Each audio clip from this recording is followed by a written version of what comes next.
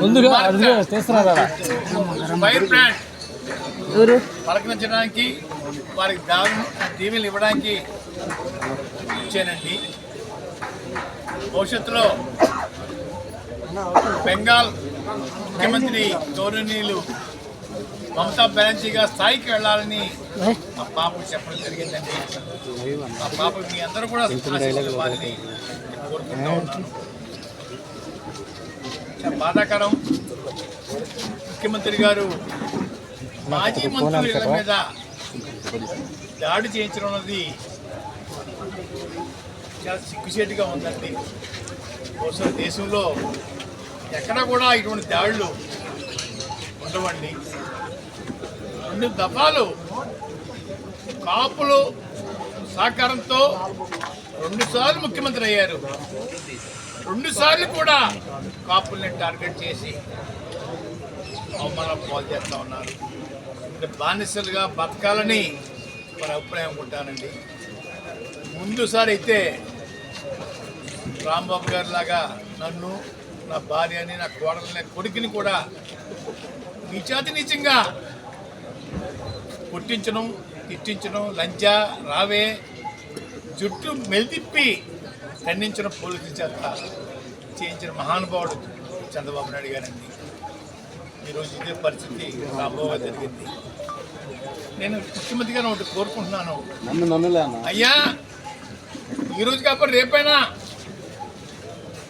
మాకు జరిగిన అవమానం లాంటిది మీ మేడం గారికి, మీకు, మీ కోడల గారికి, మీ అబ్బాయి గారికి జరిగితే మీ ఫీలింగ్స్ ఎలా ఉంటాయో చెప్పాలని నేను కోరుకుంటా ఉన్నానండి. మేము బానిసలు కాదండి అయ్యా, పాకిస్తాన్ నుంచో ఆఫ్ఘనిస్తాన్ నుంచో వలస రాలేదండి అయ్యా, ఇక్కడే పుట్టాం, ఇక్కడే పెరిగామండి అని నీచాతి నీచంగా మమ్మల్ని చూడటం, బాధించడం బాధగా ఉందండి. రెండోది,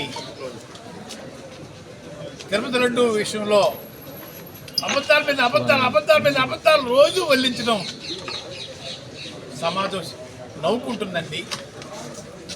భక్తుల యొక్క మనోభావాలు దెబ్బతింటున్నాయండి.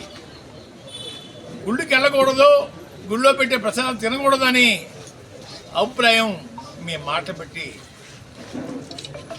వారికి కలుగుతుందండి. ఎప్పటికైనా మించిపోయింది లేదు. ఆపేయండి మీ అబద్ధాలని ఆపేసేసి గౌరవంగా క్షమాపణ చెప్తే బాగుంటుందని అనిపిస్తూ ఉందండి. క్షమాపణ లేకపోయినా పర్వాలేదు,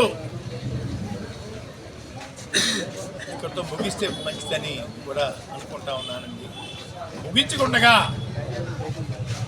సిబిఐ దర్యాప్తు మీద మళ్ళీ ఒక కమిషన్ వేయటం అన్నది ఏంటి మీ ఉద్దేశం? అందరినీ ముద్దాలకే పెట్టి జైల్లో పెట్టేద్దామనా ఏంటి ముఖ్యమంత్రి గారు? ఎన్నో రిపోర్ట్లు నెగిటివ్గా వచ్చాయే, ఎక్కడా పాజిటివ్గా లేదే. మాటికి గొడ్డు మాంసం అని, పని మాంసం అని, చేప కొవ్వని, ఆవు కొవ్వని అబద్ధాలు వల్లిస్తూ ఉన్నారు.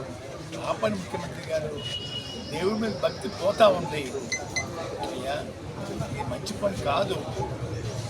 అధికారం ఇచ్చారు, ఇచ్చేది కాదండి రాష్ట్రం, ప్రజలు ఇచ్చారు ఒకసారి అవకాశం, మళ్ళీ ఇచ్చారు, సద్వినియోగం చేసుకోండి ముఖ్యమంత్రి గారు, బాధించకండి.